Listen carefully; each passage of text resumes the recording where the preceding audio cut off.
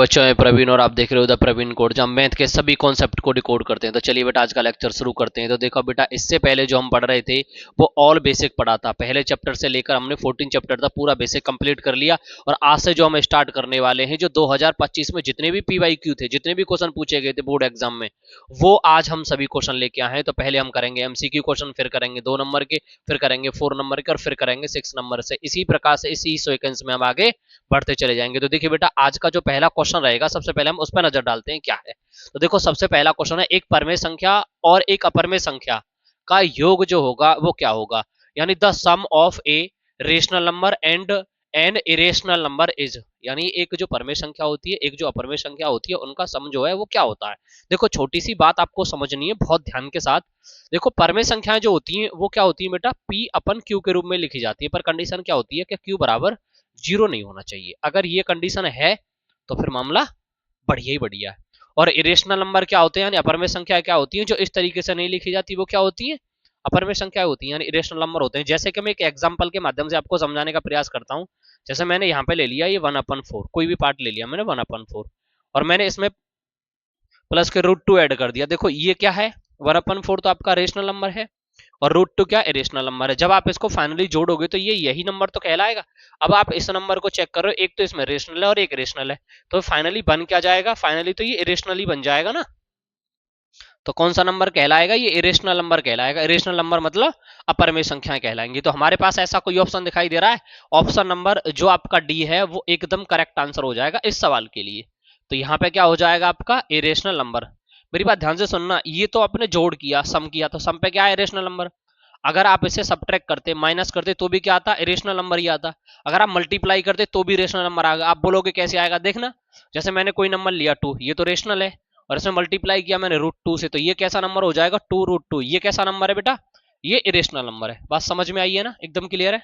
चलिए दूसरा क्वेश्चन देखते हैं। दूसरे क्वेश्चन में आपसे पूछा गया है, संख्या 156 का बाद गुणनखंड होगा, the prime factorisation of the number 156 बिल। तो ये जो नंबर है इसके आपको फैक्टर करने हैं। तो इसके जब आप फैक्टर करोगे तो कैसे करोगे, इसके फैक्टर करने का आपके पास एक ही तरीका है, 156। तो इसमें 2 से डिवाइड करोगे तो कितने बार चला जाएगा, यहां से करोगे आप, ये 7 टाइम चला जाएगा, और ये 8 टाइम। फिर आप 2 से करोगे, 2 से करोगे ये 3 टाइम्स, और ये 9 टाइम। फिर आप किससे करोगे, 3 से करोगे, तो 3 1 जा 3, 3 3 जा 9, और फिर यहाँ पे 13 से कर दोगे, 13 1 जा 13। तो आप जो करोगे 156 के अगर फैक्टर हैं तो 1 और 1, यानी 2 कितने टाइम्स है, 2 मल्टीप्लाई कितना हो जाएगा, 3, और मल्टीप्लाई कितना हो जाएगा, 13। क्या हमारे पास ऐसा कोई ऑप्शन अवेलेबल है, तो ऑप्शन नंबर जो हमारा है वो कौन सा सही है, बी ऑप्शन नंबर सही हो जाएगा। तो क्वेश्चन नंबर 2 आपका कंप्लीट हो जाता है। इसी प्रकार से हम क्वेश्चन नंबर 3 देखेंगे। 3 में पूछा गया, यदि 3x प्लस के 5y, अपन में क्या हो जाएगा, 3x माइनस के 5y इक्वल टू 7/3 हो, तो आपको क्या निकालना है, x और y का रेशियो निकालना है। यानी आपके पास ये फ्रैक्शन दे रखी है, इस प्रकार से आपको रेशियो जो निकालना है वो x और y का रेशियो निकालना है। तो सबसे पहले आपको करना क्या है, इस नंबर को इस प्रकार से लिख लेना है, यहाँ पे 3x प्लस के 5y, और जब आपने इस नंबर को लिखा है तो अपन में क्या लिखोगे, फिर आप 3x माइनस के 5y, और इक्वल टू क्या हो जाएगा, 7/3। अब आप इसके बाद करने क्या वाले हो, आप इस वाले नंबर का मल्टीप्लाई इधर कर दोगे। इसमें कोई डाउट है आपको, आपने इस वाले नंबर का मल्टीप्लाई इधर किया, 3 का मल्टीप्लाई जब 3 किया तो कितना हो जाएगा, 9x। 3 का मल्टीप्लाई जब 5 में करोगे तो कितना हो जाएगा, ये 15y इक्वल टू, ऐसे इधर करोगे, 7 का 3 में करोगे तो कितना हो जाएगा, 21x, और 7 का जब 5 में करोगे तो माइनस के कितना हो जाएगा, ये 35y। यहां तक आपको कोई भी परेशानी हुई, अब आप करोगे क्या, इस 35 को इधर ले आई, तो ये कितना हो जाएगा, 15y, और प्लस के 35y इक्वल टू कितना हो जाएगा, 21x, और माइनस के 9x। इन दोनों को जब आपने ऐड किया तो क्या बना बेटा, 50y, और जब आप इसमें से इसको माइनस किया तो क्या बचा, ये 12x। क्या कोई डाउट है यहाँ तक, 21 में से 9 किए तो कितने बच गए भैया, 12, और इन दोनों को जब ऐड किया तो कितना बन गया, 50। और हमें रेशियो चाहिए x और y का, तो मैंने x और y का जब रेशियो निकाला, यानी x को मैं इधर ले गया, तो मेरा क्या बन जाएगा, ये 50/12 बन जाएगा। कितना बन जाएगा, 50/12। अब मैं इसको क्या करता हूँ, 2 से डिवाइड कर देता हूँ। जब मैंने इसे 2 से डिवाइड किया 15 टाइम, और इसमें 2 से डिवाइड किया 6 टाइम, क्या हमारे पास ऐसा कोई ऑप्शन है, तो हमारा जो रेशियो निकल के आ जाएगा x और y का, वो कितना आ जाएगा, 25/6। क्या हमारे पास ऐसा कोई ऑप्शन अवेलेबल है, तो ऑप्शन नंबर हमारा कौन सा सही हो जाएगा बेटा, ऑप्शन नंबर ए एकदम परफेक्ट आंसर हो जाएगा। नेक्स्ट क्वेश्चन देखिए अगला। देखो आगे क्वेश्चन में क्या पूछा गया, समीकरण 3x का स्क्वायर माइनस के 2x प्लस के 1/3 बराबर 0 का विभक्त कर है। ये क्या है? विभक्त कर होगा। ठीक है, विभक्त कर क्या होता है इसको समझ लेते हैं। विभक्त कर जो होता है वो डी बराबर होता है बेटा, किसके बराबर होता है? डी बराबर। तो आपसे पूछा गया और इसका जो फॉर्मूला होता है डी बराबर, वो फॉर्मूला जो होता है वो बी स्क्वायर माइनस के 4ac होता है, ये फॉर्मूला होता है। तो आपसे इसमें ये पूछा गया है कि जो डी है इसकी जो वैल्यू है वो कितनी आने वाली है, डी की वैल्यू पूछी गई। तो सबसे पहले आप क्या लिखोगे सवाल को, सवाल क्या दे रखा है आपको? 3x का स्क्वायर माइनस के 2x और प्लस के ये हो जाएगा 1/3 इजकल टू 0। सबसे पहले यहां आप क्या करोगे? कंपैरिजन करोगे। कंपैरिजन किससे करते हो आप? ax का स्क्वायर प्लस के bx और प्लस सी बराबर 0 से क्या कर रहे हो? तुलना या कंपैरिजन से क्या कर रहे हो भैया? आप तुलना कर रहे हो, कंपेयर कर रहे हो। ठीक है, जब आप इससे कंपेयर कर रहे हो तो यहां आपको क्या पता चलेगा? a इजकल टू कितना हो जाएगा? 3 और b इजकल टू कितना हो जाएगा? -2 और c इजकल टू कितना हो जाएगा? 1/3। क्या यहां तक आपको कोई दिक्कत है? a बराबर मिल गया, b बराबर मिल गया और c बराबर मिल गया। आपको सभी पार्ट एक एक करके मिल गए। अब हमें करना क्या है? हमारे पास जो फॉर्मूला होता है वो d बराबर होता है b स्क्वायर, तो b की जगह पे क्या आ जाएगा? -2 का whole square minus 4a। a की वैल्यू कितनी है? 3 इंटू सी की वैल्यू कितनी है? 3। 3 से 3 कट गया, तो जब आप इसको आगे सॉल्व करोगे तो 2 का वर्क करोगे कितना हो जाएगा? 4 और माइनस माइनस ऑलरेडी क्या हो जाएगा? प्लस। और यहाँ कितना बचा? ये माइनस के 4। 4 में से 4 निकाला तो बचा क्या? 0। तो यहाँ पे जो आपकी वैल्यू आई डी बराबर वो कितनी आई है? 0। तो ये आपका ऑप्शन नंबर कौन सा सही हो जाएगा बेटा? पहला सही हो जाएगा। इसी प्रकार से जो भी क्वेश्चन आते चले जाएंगे हम उन्हें इसी प्रकार से सॉल्व आगे करते चले जाएंगे। आगे वाला क्वेश्चन देखिए नेक्स्ट, इसमें क्या बोला गया? निम्नलिखित सारणी का माध्य ज्ञात करिए। The mean of the following table will be. तो आपको इस टेबल का क्या निकालना है? मीन निकालना है। मीन का मतलब माध्य निकालना है, और माध्य निकालने के लिए मैंने आपको सारी चीजें बहुत पहले ही प्रॉपर तरीके से सिखा दी है। तो सबसे पहले हम क्या कर लेते हैं? एक टेबल क्रिएट कर लेते हैं, एक टेबल सी बना लेते हैं जिससे इस सवाल को करने में हमें बहुत ही सुविधा होने वाली है। तो अभी हमने क्या कर लिया? इसको इस प्रकार से बना लिया और इसमें आगे अभी हम एक काम और करने वाले हैं। एक पार्ट इधर ऐसे डिवाइड कर लेते हैं इसमें यहाँ पे, और उसके बाद दूसरा पार्ट भी ऐसे ही बना लेंगे हम। इसको थोड़ा सा इधर कर लो, उसके बाद इसमें एक पार्ट और ऐड कर देते हैं। यहां पे हम लिख लेंगे फ्रीक्वेंसी। एक पार्ट आपका ये हो गया। अभी हम करते क्या है? यहां पे देखो ये लिख रहा है वर्ग अंतराल। वर्ग अंतराल का मतलब होता है क्लास इंटरवल। तो हम यहां पे क्या लिख लेंगे? क्लास इंटरवल लिख लेंगे। क्या लिखेंगे बेटा? क्लास का इंटरवल।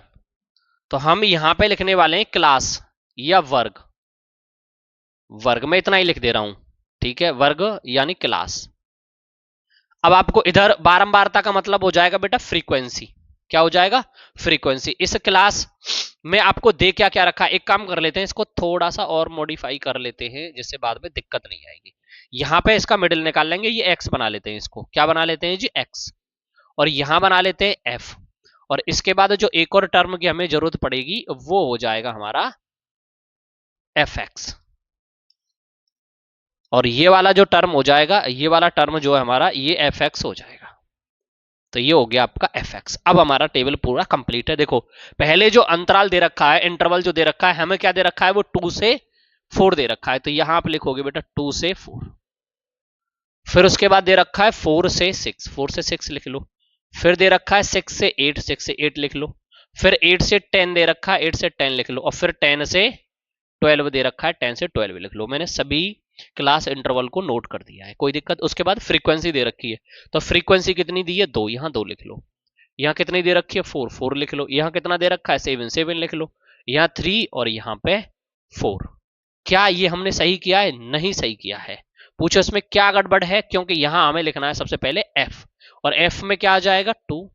उसके बाद क्या आ जाएगा? यहाँ पे 4, और उसके बाद क्या आ जाएगा? 7, और उसके बाद क्या आ जाएगा? 3, और उसके बाद क्या आ जाएगा? 4। यहां तक करने के बाद इन दोनों को हम क्या करेंगे? ऐड करेंगे। 4 और 2 कितना हुआ बेटा? 6। और 6 में आप किससे डिवाइड करोगे? 2 से। और 6 में जब आपने 2 से डिवाइड किया तो कितना आ गया? 3। या हम ऐसे कर सकते हैं, 4, 2 और 4 के बीच में कितने का डिफरेंस है? 2 का डिफरेंस है। तो 2 में हम किससे डिवाइड करेंगे? 2 से। तो कितने बार गया? एक बार। और पहला वाला जो नंबर है उसमें आप एक ऐड करते चले जाओगे। तो 2 में आपने एक ऐड किया 3, 4 में एक ऐड किया तो कितने हो जाएंगे? 5, और 6 में एक ऐड किया तो कितने हो जाएंगे? 7, और 8 में एक ऐड किया तो कितने हो जाएंगे? 9, और 10 में एक ऐड किया तो कितने हो जाएंगे? 11। ये आपका x आ गया और ये आपका f आ गया। और हमें क्या चाहिए बेटा? fx चाहिए। तो fx के लिए आपको क्या करना पड़ेगा? मल्टीप्लाई करना पड़ेगा। 3 2 जा कितना होता है? 6, 5 4 जा कितना होता है बेटा? 20, 7 7 मल्टीप्लाई करोगे 49 और 9 का 3 से करोगे कितना हो जाएगा 27 और 11 4 जा करोगे तो कितना हो जाएगा भैया 44। क्या यहां तक आपको कोई भी परेशानी है? अब आपको करना क्या, एफ को ऐड कर लेना है। देखो ये कितने हो जाएंगे 6 और 4 10, 6 और 4 10 और 10 में आप कितना जोड़ दोगे भैया 10 तो कितने हो गए 20। बहुत सुंदर। तो इनका जो सम निकल के आया इसको हम कहते हैं सिग्मा एफ, वो बराबर कितना निकल के आया बेटा 20 निकल के आया 20। कोई दिक्कत रही यहां तक? अब हमें करना क्या है, इनको ऐड कर लेना है। देखो इनको ऐसे ऐड कर लेते हैं। ये दे रखे 20, ये दे रखे 40 और ये दे रखे 20 और ये दे रखे 40। मेरी बात ध्यान से सुन लेना, 46 और 4 10 और ये कितने हो गए 10 और इन दोनों को जोड़ लो, ये कितने हो गए भैया 16। अब इनको ऐड कर लो, ये कितना आ गया बेटा 6। देखो 2 और 4 6, 6 और 2 कितना हो गया 8 और 8 में 4 जोड़ दो कितने हो गए भैया 12 और 12 में 2 जोड़ दो कितने हो गए। तो ये आपका जो सम आया इनका, इनका भी सम लिख लेते हैं। यहां पे हो जाएगा सिग्मा एफ एक्स बराबर कितना आ जाएगा 146। क्या यहां तक आपको कोई भी परेशानी लगी? नहीं। हमें क्या चाहिए भैया मीन निकालना है। हमें क्या निकालना है मीन। और मीन निकालने के लिए हम कौन सा फॉर्मूला लगाते हैं, मीन निकालने के लिए एक ही फॉर्मूला है। मीन का मतलब होता है बेटा माध्य। इसके लिए जो फॉर्मूला है वो फॉर्मूला है सिग्मा एफ एक्स और अपन क्या हो जाएगा सिग्मा एफ। तो यहां से एफ एक्स की वैल्यू कितनी है 146 और अपन कितना हो जाएगा 20। आपने इसमें 10 से डिवाइड किया तो कितना आ गया ये इतना और अपन कितना हो जाएगा 2 और जब आप इससे डिवाइड करोगे इसमें तो इसका जो आंसर आ जाएगा वो कितना आ जाएगा 7.3। और आपके कहीं ऑप्शन में दिखाई दे रहा है 7.3 है, वो ऑप्शन नंबर डी एकदम करेक्ट आंसर हो जाएगा। यहां तक आपको कोई भी परेशानी है? आगे क्वेश्चन की तरफ चलते हैं। आगे क्वेश्चन में आपसे पूछा गया है एक त्रिभुज में कोई ट्राइंगल है में डीई पैरेलल क्या दे रखा है बीसी दे रखा है, यानी डीई के पैरेलल क्या है बीसी। इस प्रकार है कि एडी बराबर 1.5 सेंटीमीटर, एडी बराबर क्या है 1.5 सेंटीमीटर और बीडी बराबर 3 सेंटीमीटर और एई इज इक्वल टू 2 सेंटीमीटर है। तो एसी की माप निकालनी है हमें। तो हमें क्या फाइंड करना है, हमें एसी की भुजा निकालनी है। तो सबसे पहले हमें एक ट्राइंगल ले लेना है और ट्राइंगल कैसा ले लेना है भैया ए बी सी। तो यहां पे हम एक ट्राइंगल ले लेते हैं और हमने एक ट्राइंगल ले लिया है और इस ट्राइंगल का जो नाम है वो है ए बी सी। तो मैं यहां से इस वाले ट्राइंगल का नाम ए रख दे रहा हूं और यहां से इसको बी रख दे रहा हूं और यहां से इसको सी रख दे रहा हूं। क्या यहां पे आपको कोई भी दिक्कत है? उसके बाद आपसे बोला गया है बीसी के जो पैरेलल है वो क्या है बेटा डीई है। तो मैं क्या करता हूं यहां से कोई भी एक लाइन खींच लेता हूं और इस लाइन का मैं नाम लगा देता हूं प्रॉपर तरीके से बना के और मैंने इसको नाम दे दिया है भैया डी और ई। क्यों इसको बोला गया है? क्योंकि ये दोनों एक दूसरे के क्या है भैया पैरेलल हैं, बराबर हैं। कोई दिक्कत नहीं। अब हमें सवाल में दिया क्या है, सबसे पहले सवाल में दिया एडी। तो आपको जो एडी बराबर दिया है वो दे रखा है 1.5। उसके बाद दूसरी वैल्यू आपको जो दी है वो दी है बीडी और बीडी बराबर कितना दिया है बेटा ये आपको दिया है 3 और उसके बाद ए बराबर दे रखा है 2 और आपसे जो वैल्यू पूछी गई है वैल्यू जो फाइंड करनी है वो वैल्यू फाइंड करनी है ए सी की। तो देखो आपने थेल्स थ्योरम तो पढ़ी होगी। सबसे पहले हम सीई निकालेंगे और सीई के बाद जो हमारी वैल्यू आएगी उन दोनों को जोड़ देंगे, वही हमारा आंसर हो जाएगा। अब हम क्या करते हैं थेल्स थ्योरम का यूज करेंगे। तो थेल्स थ्योरम क्या कहती है हमारी, ये कह रही है AD upon BD is equal to क्या हो जाएगा एई और अपन सीई। तो अभी आपको क्या दिखाई दे रहा है एडी, एडी की वैल्यू कितनी है 1.5 अपन बीडी की वैल्यू कितनी है बेटा 3 और इज इक्वल टू एई की वैल्यू कितनी है 2 लिखोगे प्लस सीई की वैल्यू आपको नहीं पता है और जो चीज आपको नहीं पता होती आप उसे एक्स मान लिया करते हो। तो हमने क्या मान लिया एक्स, या आप सीई रहने दो कोई दिक्कत नहीं है, मर्जी आपकी है इसमें। तो हम निकाल लेते हैं प्रॉपरली सीई की वैल्यू। अब हमें करना क्या है, इसका तो इधर मल्टीप्लाई कर देते हैं और इसका इधर मल्टीप्लाई कर देते हैं, इसमें कोई दिक्कत तो नहीं है। या आप ये कह सकते हो सीई मल्टीप्लाई कितना हो जाएगा 1.5 इजकल टू 3 का मल्टीप्लाई जब आप इसमें करोगे तो 2 मल्टीप्लाई कितना हो जाएगा 3 यानी 3 मल्टीप्लाई 2। तो यहां से आपको जो वैल्यू चाहिए वो चाहिए सीई की। तो जब सीई की वैल्यू निकालोगे तो 3 मल्टीप्लाई 2 और अपन के क्या हो जाएगा 1.5 और आपको पता है पॉइंट हटाने के लिए 10 से तो आपको ऊपर मल्टीप्लाई करना पड़ेगा और 10 से नीचे करना पड़ेगा, तो ऊपर हो जाएगा 30 और नीचे होगा 15। या हम सीधा कह सकते हैं 1.5 मल्टीप्लाई 2 इजकल टू क्या होता है 3। तो यहां से जब आपने इसको काटा तो ये कितने बार कट गया 2 टाइम्स। तो यहां से आपको पता चला सीई बराबर 2 2 जा 4। तो आपको जो सीई की जो वैल्यू मिली है वो कितनी मिली है बेटा 4 मिली है। किसकी वैल्यू सीई की वैल्यू जो मिली है वो कितनी मिली है 4 मिली है। कोई दिक्कत रही जी। अब आपसे जो क्वेश्चन में पूछी गई है वो एसी की वैल्यू पूछी गई है। किसकी वैल्यू पूछी गई है एसी की। तो आप अगर सीई की वैल्यू पूछता तो सीई का आंसर आ गया और आपसे पूछा गया एसी, तो आप एसी कैसे निकालोगे जी। एसी निकालने के लिए आपको एक ही काम करना है, इसमें आपको एई प्लस के सीई जोड़ देना है। तो एसी बराबर निकल के आएगा एई कितना है आपके पास 2 और सीई कितना है 4। और जब आप इन दोनों को ऐड करोगे तो आपका आंसर कितना आ जाएगा 6 आ जाएगा। क्या हमारे पास ऐसा कोई ऑप्शन अवेलेबल है? तो ऐसा ऑप्शन है हमारे पास, ऑप्शन नंबर ए एकदम करेक्ट आंसर हो जाएगा। कोई दिक्कत है? निशांत तो बोर्ड पे सही तरह देखते कैरी कहां थे आ जाओ 6 में मैंने ध्यान ना दो तो बात पे यार। कोई दिक्कत है सवालों में यहां तक? हाँ भैया अनुज क्लियर है ना सवाल? परेशानी तो नहीं आ रही कछु? चलो आगे चलें। तो क्वेश्चन कितने है भैया 6 है। आगे देखिए नेक्स्ट क्वेश्चन है, वो कह रहा है बिंदुओं 2,3 और 4,1 के बीच की दूरी, यानी आपसे डिस्टेंस बिटवीन 2 पॉइंट, 2 पॉइंट दे रखे हैं और आपसे उनके बीच की दूरी पूछी गई है। और उनके बीच की दूरी आप कैसे निकालोगे, उसके लिए आपके पास एक ही फॉर्मूला है डी इजकल टू। और डी इजकल टू जो फॉर्मूला होता है, डी इजकल टू फॉर्मूला जो होता है वो होता है बेटा x2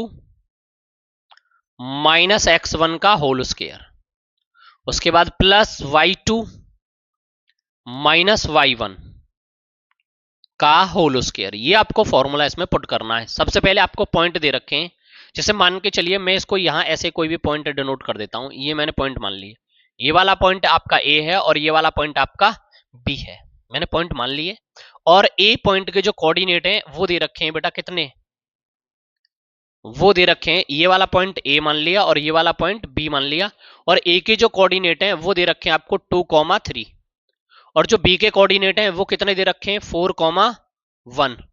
इसके बाद आपको अब यहां पे ये पता होना चाहिए कि x1 क्या है, y1 क्या है, x2 क्या है और y2 क्या है। तो यहां पे अगर हम चेक करते हैं तो ये वाला पार्ट क्या है आपका x1 और ये वाला पार्ट क्या है y1, और यहां से हम चेक करेंगे तो ये क्या है x2 और ये क्या है y2। क्या यहां तक आपको कोई भी परेशानी है? अब आपको करना क्या है, यहां से d बराबर जो फॉर्मूला है आपके पास उसमें ये वैल्यू लगा देनी है। तो देखो सबसे पहले x2 था, x2 की वैल्यू कितनी है 4, तो यहाँ 4 लिखोगे, माइनस x1, x1 कितना है तो 2, 2 का होल स्क्वायर कर दोगे।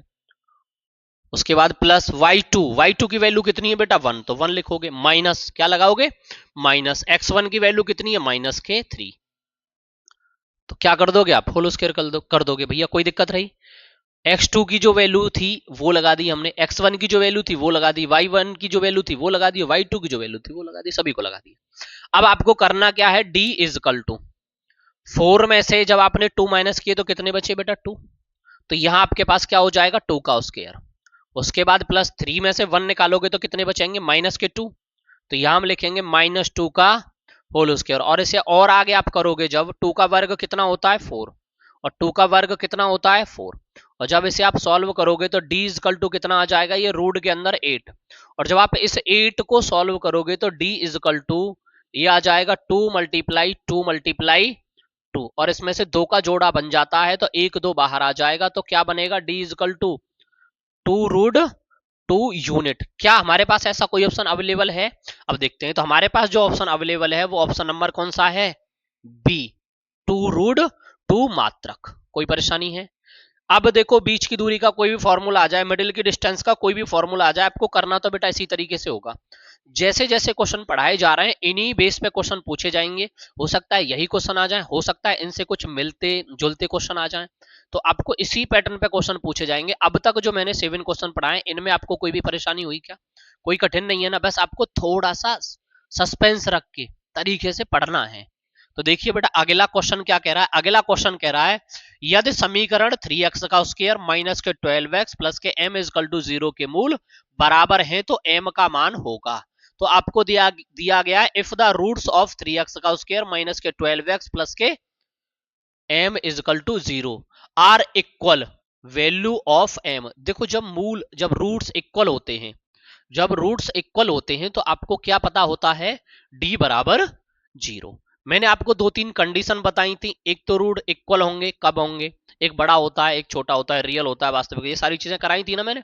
तो जब हमारा रूट्स जो है वो इक्वल होता है तो d बराबर क्या वैल्यू बनती है, d बराबर जो वैल्यू बनती है वो 0 बनती है, इसमें आपको कोई शक नहीं है। अब आपका जो फॉर्मूला होता है d बराबर, वो क्या होता है, फॉर्मूला जो बनता है बी स्क्वायर माइनस के क्या होता है 4ac, और आपको पता है d बराबर 0, तो यही फॉर्मूला आपका इस तरीके से बन जाएगा 4ac इजकल टू 0। अब आपका ये फॉर्मूला बन गया है, और अब आपको चाहिए क्या, एक तो a की वैल्यू चाहिए, तो a बराबर कितना मिलेगा 3, दूसरी आपको वैल्यू चाहिए b, और b बराबर कितना मिलेगा 12, और तीसरी वैल्यू चाहिए c, और c बराबर क्या मिलेगा m।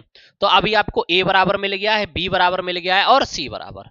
अब आपको करना क्या है, इन वैल्यूओं को उठा के यहां लगाना है। तो b की वैल्यू कितनी है माइनस के 12, तो माइनस 12 का क्या हो जाएगा स्क्वायर, उसके बाद माइनस होगा 4, और a की वैल्यू कितनी है 3, और c की वैल्यू कितनी है m, और बराबर क्या हो जाएगा 0। कोई परेशानी है।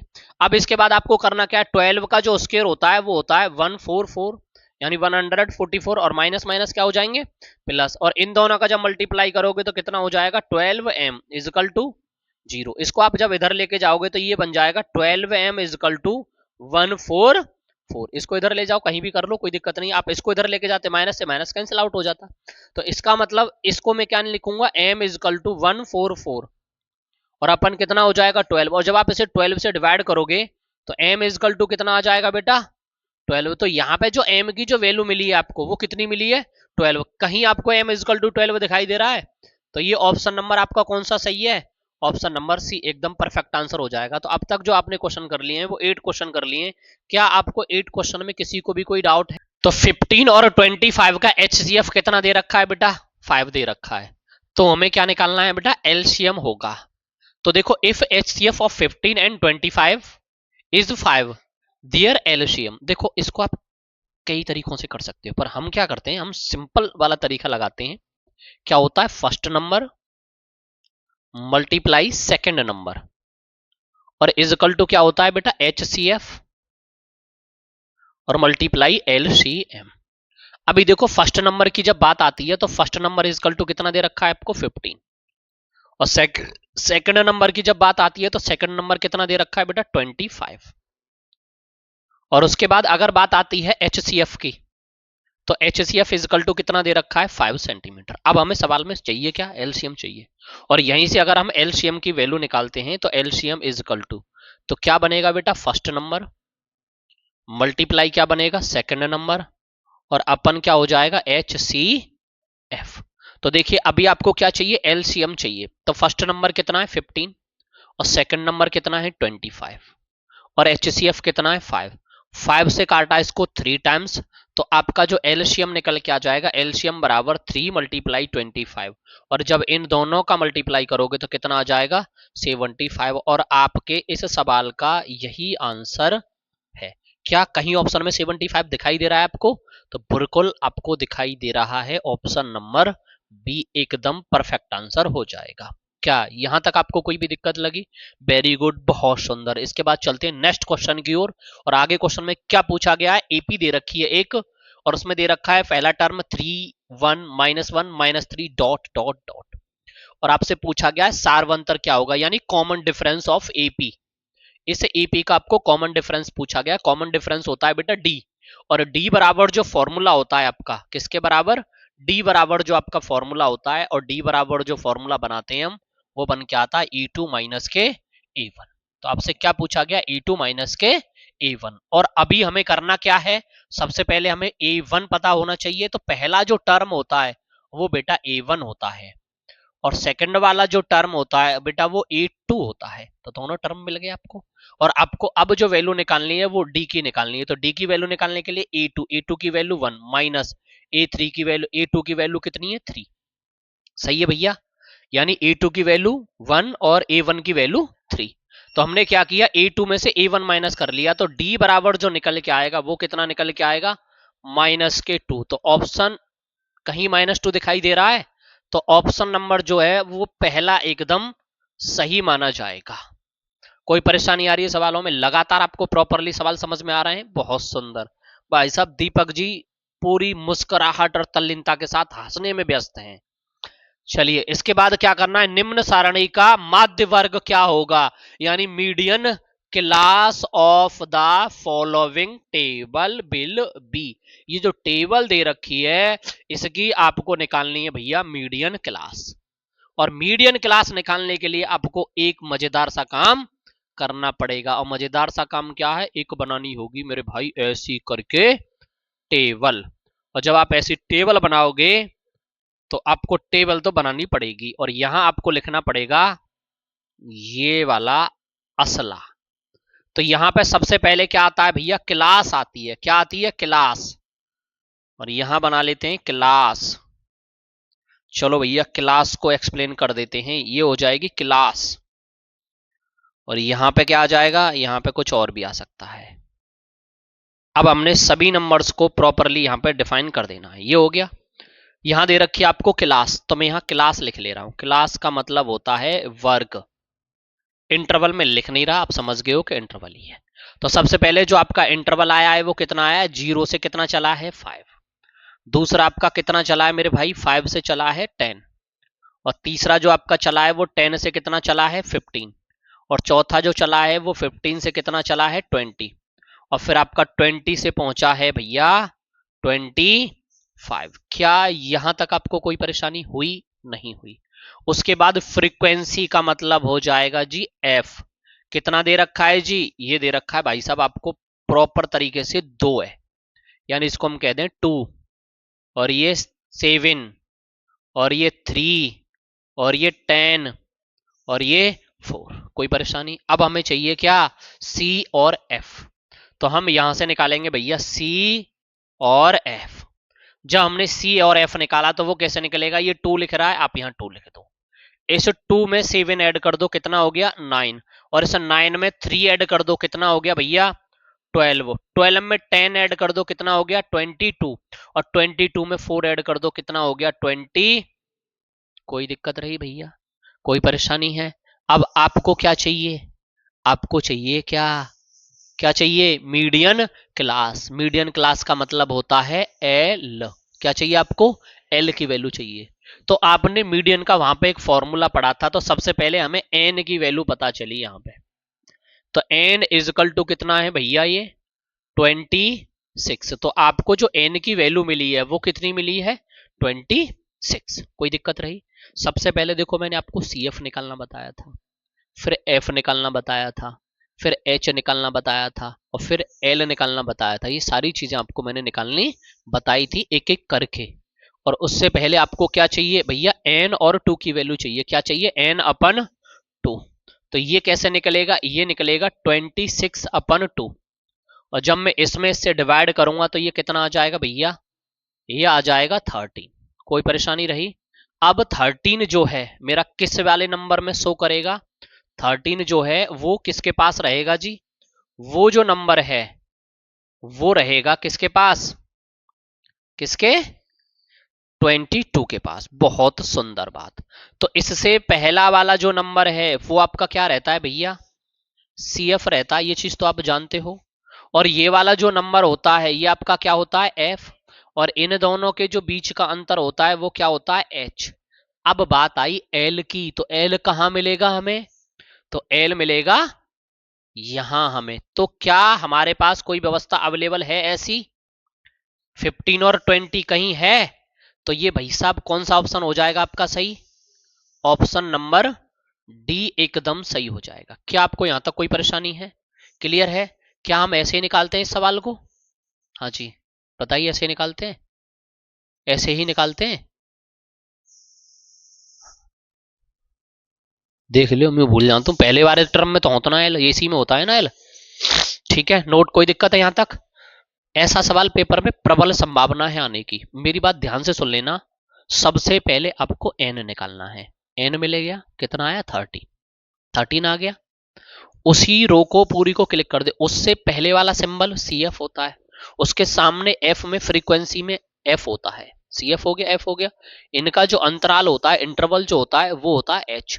और यहाँ पे ये जो है आपका, ये पूरी क्लास बन जाएगी। मीडियन क्लास जो है वो क्या होगी यहाँ पे 15 से 20। एल जो होता है हमारा वो पहले वाला टर्म हो जाता है, पर यहाँ पे पूछा है मीडियन क्लास, तो मीडियन की जो क्लास है वो कितना है 15 से 20 हो जाएगी। कोई दिक्कत है भैया, कोई परेशानी है जी? Very good. इसके बाद चलते हैं फिर हम आगे की तरफ। अगला क्वेश्चन देखिए भाई साहब, अगला क्वेश्चन है क्वेश्चन नंबर 12। बोला गया है यदि tan a इजकल टू 1, क्या है tan a इजकल टू 1, तो 2 sin a into cos A का मान होगा। तो देखो आपसे पूछा क्या गया है, यहां पे आपको सबसे पहले एक ट्राइंगल की नीड लगी, तो आप ट्राइंगल बना लीजिए। सबसे पहले हमने बनाया मेरे भाई एक ट्राइंगल, और जब हमने एक ट्राइंगल बनाया है और यहीं पे मैं ट्राइंगल को बना लेता हूं और इसको कलरफुल शेप दे देता हूं। और मैंने इसको कलरफुल शेप दे दी है, और मैंने इसका नाम रख दिया है बेटा ए, और इसका नाम रख दिया है बी, और इसका नाम रख दिया है सी। और हमें जो वैल्यू दे रखी है वो दे रखी है 10 की। तो यहाँ पे जो हमें वैल्यू दी है वो 10a बराबर दे रखी है 1। और मैंने आपको एक फॉर्मूला बताया था क्या, PBP, और अपन बताया था HH और B। तो 10 है, 10 के लिए क्या हो जाएगा P और B, तो यहां हम लिख लेंगे P और B। क्या यहां तक आपको कोई भी परेशानी हुई? इसको मैं समार के यहां पे लिख दे रहा हूं। अब देखो मेरे को यहां से P की वैल्यू पता चल गई और B की भी, तो P बराबर कितना है 1, और B नीचे होता है तो B बराबर भी कितना है 1, और मेरे को चाहिए AC। तो मेरे को क्या यूज करना पड़ेगा, पाइथागोरस थ्योरम यूज करना पड़ेगा। तो क्या होता है AB का स्क्वायर 1 हो जाएगा और BC का स्क्वायर भी 1 हो जाएगा। और जब मैंने यहां से AC का स्क्वायर निकाला तो क्या हो जाएगा 1 + 1, तो यहीं से मैं निकाल सकता हूं AC बराबर क्या आ जाएगा √2। तो मेरे को जो AC बराबर वैल्यू मिली वो कितनी मिली √2। कोई दिक्कत है? अब हमें चाहिए क्या, हमें जो चाहिए वो चाहिए साइन की वैल्यू। किसकी वैल्यू चाहिए? साइन ए की। तो साइन ए बराबर क्या हो जाएगा P/H। तो sine A is equal to P की वैल्यू 1 और H की वैल्यू √2। उसके बाद जो हमें दूसरी वैल्यू चाहिए वो किसकी चाहिए? कॉस ए की। क्या होता है B/H। तो क्या लिखेंगे हम B/H। कोई परेशानी है? B/H, B की वैल्यू कितनी है जी? B की वैल्यू 1 यानी 1, और H की वैल्यू है √2। अब जो हमें वैल्यू फाइंड करनी थी वो वैल्यू फाइंड करनी थी 2 sin a into cos A की। तो हम क्या करेंगे, 2 तो 2 लिखेंगे, साइन की वैल्यू है 1/√2 लिख दोगे, कॉस की वैल्यू भी क्या है 1/√2 लिख दोगे। और जब आपने √2 का √2 से मल्टीप्लाई किया तो कितना बचा जी 1/2, और जब 2 से 2 काट दोगे तो कितना बचेगा जी 1। क्या आपके पास ऐसा कोई ऑप्शन नजर आ रहा है जी? ऑप्शन नंबर जो है आपका वो सी एकदम